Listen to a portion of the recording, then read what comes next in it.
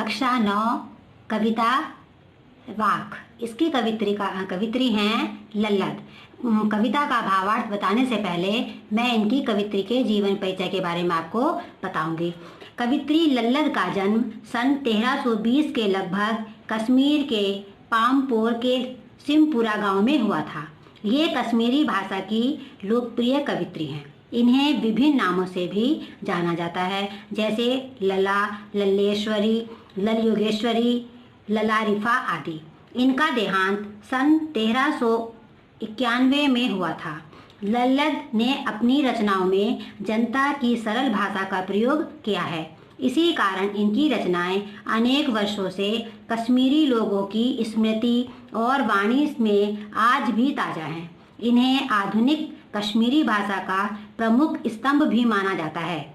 जिस तरह हिंदी में भक्तिकालीन कवियों के दोहे, पद, चौपाइयाँ और सेवैया प्रसिद्ध हैं, उसी तरह लल्लद के वाक प्रसिद्ध हैं। इन्होंने धार्मिक आडंबरों का विरोध किया। इनका स्पष्ट मानना है कि प्रेम के सहारे ही ईश्वर की प्राप्ति हो सकती है। इन्होंने अपने वाकों के जरिए जाति और धर्म की संकीर्णताओं को त्याग कर भक्ति के ऐसे रास्ते पर चलने को कहा जो जीवन से जुड़ा है। अब आपका मैं कविता का थोड़ा सा आपको परिचय इसका दूंगी।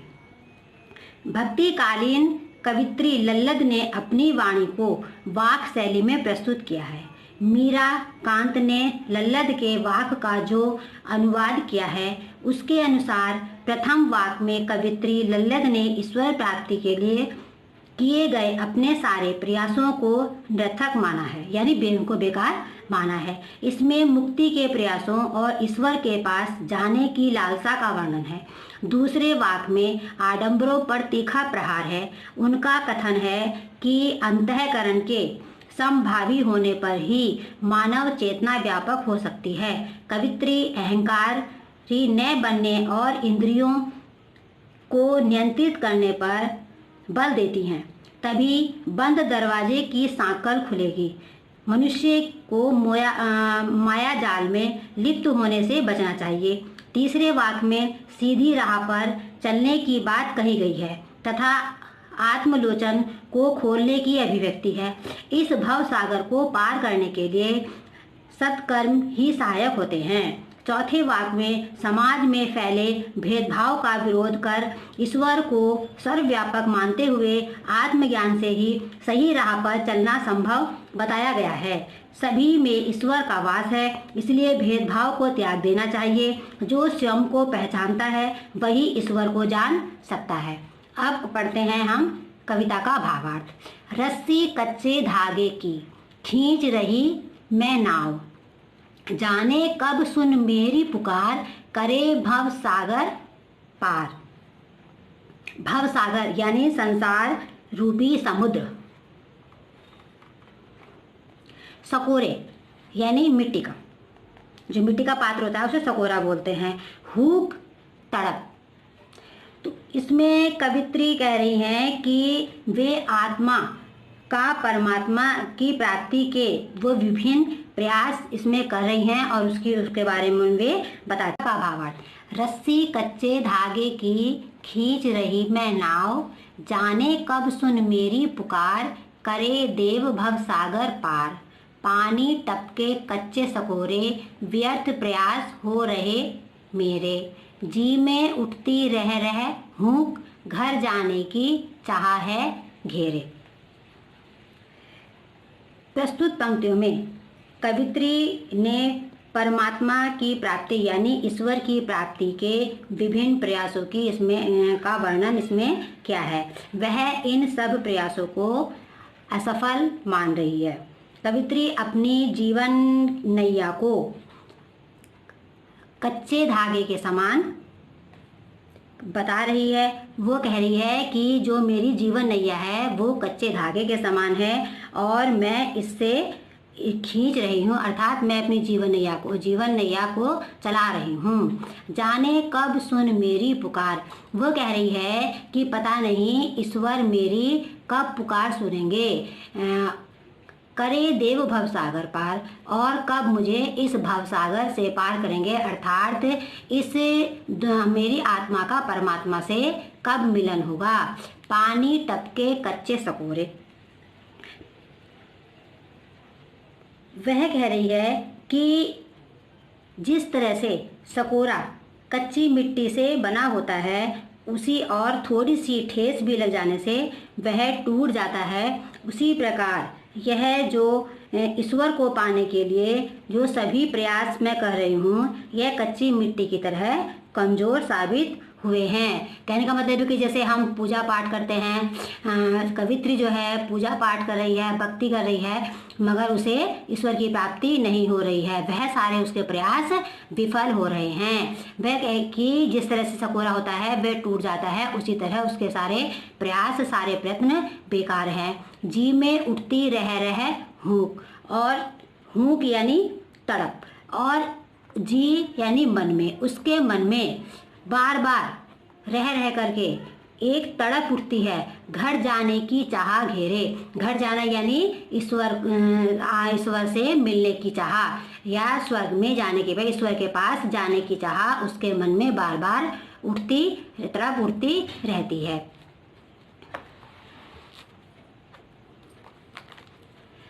कहने का मतलब यह है कि जो इस व्यक्ति होता है वह मोहमाया के जाल में फंसा रहता है और वह प्रयास करता रहता है। जब तक हम मोहमाया को नहीं त्यागेंगे तब तक हमें ईश्वर की प्राप्ति नहीं हो सकती है।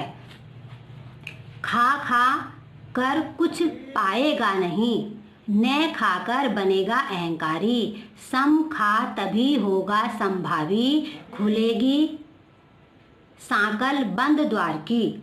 कवित्री आगे कहती हैं कि सांसारिक सुख सुविधाएं, सांसारिक सुख सुविधा कह सकते हैं, और जैसे हम कुछ भी खाते हैं, यहाँ पर इसमें बताया गया है खा खा कर, यानी जो हम भोग विलास की वस्तुओं का प्रयोग करते हैं और जो कुछ खाते हैं, सुख सुविधाओं का उपभोग करते हैं, उसके बारे में बताया कि उनको खा खा कर हम केवल अहंकार ही बन पाएंगे।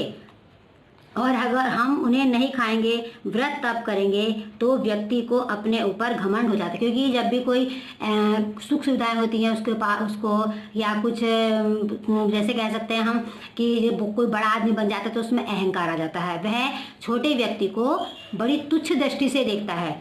तो इसी तरह जब व्यक्ति खा खा कर अर्थात विलासितापूर्ण जीवन की जो भोग की वस्तुओं को पाकर वह अहंकारी बन जाता है। और सम खा तभी होगा संभावी। सम खा यानी कि वह संयम पूर्वक जीवन व्यतीत करे और जो गरीब है, निर्बल है, उसकी सहायता करे और सबके प्रति वह प्रेम भाव रखे, तभी उसे ईश्वर की प्राप्ति होगी। खुलेगी सांकल बंद द्वार की। कवित्री ने कहा है कि जब भी हमें मुक्ति मिल सकती है, या जब भी इस जो सांकल कहते हैं, दरवाजे में जो कुंडी लगी होती है उसे सांकल बोलते हैं। तो यहाँ पर कहा है कि ईश्वर के पास जाने का रास्ता, जब तक हम दूसरों की सेवा नहीं करेंगे, दूसरों को परोपकार नहीं करेंगे, दूसरों की भलाई नहीं करेंगे, तब तक बंद द्वार की सांकल नहीं खुलेगी और उस मुक्ति का मार्ग नहीं मिलेगा, ईश्वर की प्राप्ति नहीं हो पाएगी।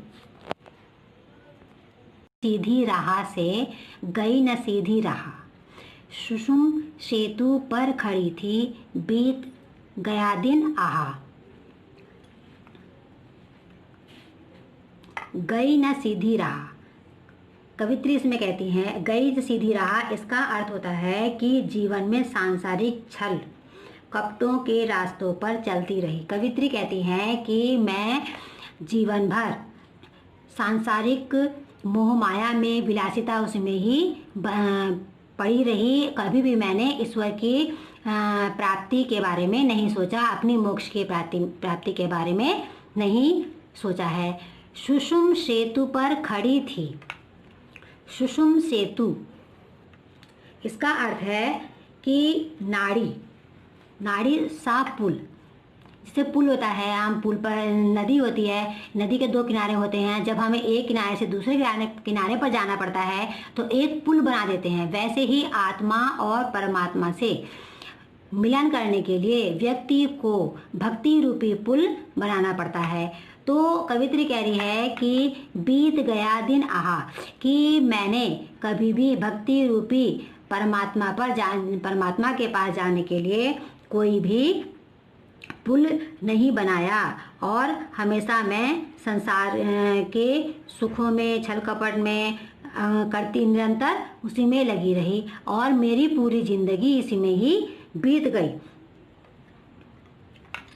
जेब टटोली कौड़ी ना पाई। कवित्री आगे कहती हैं कि जेब टटोली कौड़ी ना पाई, इसका अर्थ है कि मनुष्य जब आखिरी वक्त में अपने जीवन में किए गए कार्यों को सोचता है और उसका लेखा जोखा देखता है, उसका मूल्यांकन करता है, तो उसका मनन करता है, तो वह देखता है कि उसने जीवन भर सत्कर्म नहीं किए, का हमेशा बुरे कर्म ही किए, अच्छे कर्म नहीं किए। कहने का मतलब है कि कभी परोपकार नहीं किया, कभी किसी के दुख में उसको सांत्वना नहीं दी, बस हमेशा क्या है, सांसारिक मोह माया के बंधन में ही पड़ा रहा।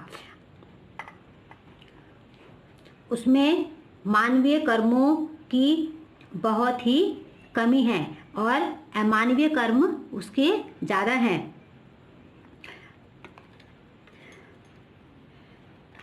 उसने माझी को दूं क्या उतराई। कवित्री कह रही है कि मैं माझी को क्या दूं, अर्थात जब हम नाव में जाते हैं तो जो नाव चलाता है उसे बोलते हैं माझी, कि मैं उसको अब क्या दूं, उतराई क्या दूं, उसको क्या किराया दूं। नाविक की उतराई देने के लिए कवित्री के पास कुछ भी नहीं है। इसलिए हमें हमेशा सत्कर्म करने चाहिए, बुरे कर्म नहीं करने चाहिए, क्योंकि अच्छे कर्म करेंगे तभी हमें परमात्मा की प्राप्ति होगी और हमें मुक्ति मिलेगी। थल थल में बसता है शिव ही, भेद नगर क्या हिंदू मुसलमान। ज्ञानी है तो स्वयं को जान, वही है साहिब से पहचान।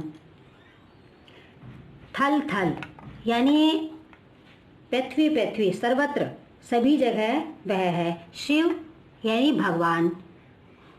भेद न कर। कवित्री कह रही है कि हमें कभी भी छल कपट नहीं करना चाहिए और हमें ईश्वर सर्व जगह व्याप है, वह कण कण में निवास करता है, ईश्वर प्रत्येक स्थान पर रहता है, इसलिए कहीं भी ढूंढने जाने की जरूरत नहीं है।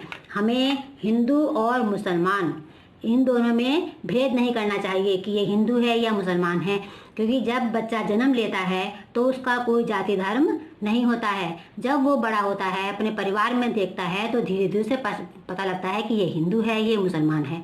ऐसा कभी भी भेद नहीं करना चाहिए। ईश्वर को जानने के लिए मनुष्य को अपने अंतःकरण को पवित्र और शुद्ध रखना चाहिए। ज्ञानी है तो स्वयं को जान। कवित्री कह रही है कि अगर तुम ज्ञानी हो तो अर्थात तुम परमात्मा को जब भी प्राप्त कर सकते हो जब तुम स्वयं को जान लोगे।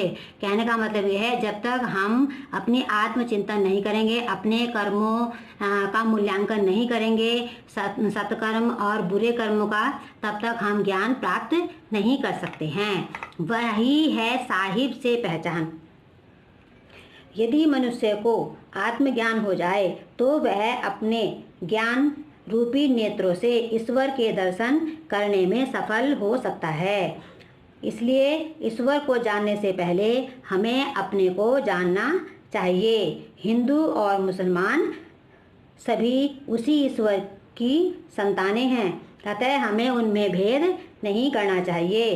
सच्चा ज्ञानी वही होता है जो इन सब से परे होता है और उनमें भेदभाव नहीं करता है। स्वयं को जानकर ही हम ईश्वर को पहचान सकते हैं, साहिब को पहचान सकते हैं, अर्थात ईश्वर को पहचान सकते हैं और आत्मा का परमात्मा से मिलन हो सकता है।